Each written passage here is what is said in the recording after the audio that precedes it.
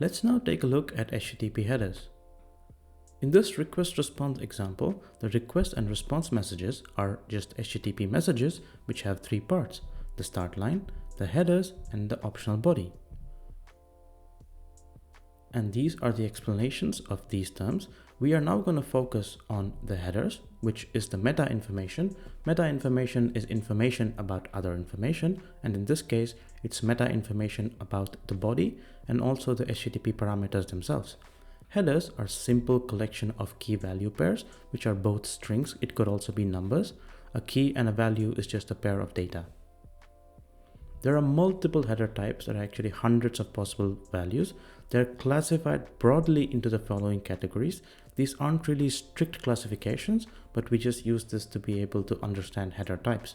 So there are headers for content negotiation, connection management, caching, authentication, proxies, redirection, message body info, cookies, coarse or cross-origin requests, request context, security, data transfer encoding, response context, miscellaneous, and some custom headers. There are many types of headers, and it's very difficult to go into each of them. So we're going to use a few examples to see how headers are actually used in HTTP communication. The first example is a very commonly used header called the user agent. This tells the server who the client is. So the agent is the client, and the server now gets to know who the client is based on this header. In this case, the user agent is curl, which is a very commonly used CLI tool to access HTTP servers. Other common use cases is a browser, and in this case, this is the user agent value for the Firefox browser installed on my laptop. The next type of a header that's extremely important and used often is the content type header. Data that is sent on the body from the client to the server or server to the client is usually binary data. So on the wire, the data that goes is binary, and you need to know how to process this type of data or how to read this type of data.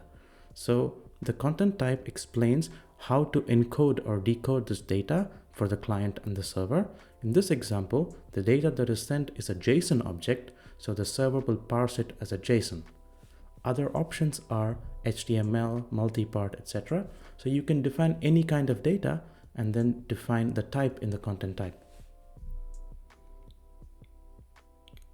Authorization in HTTP happens using the authorization header. Here are a few alternative authorization schemes.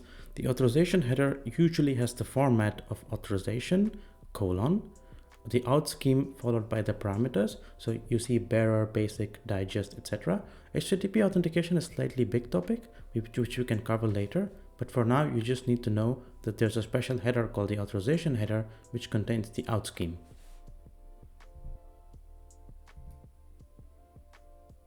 Content length is usually added to all responses by the server. It's exactly what you think it is.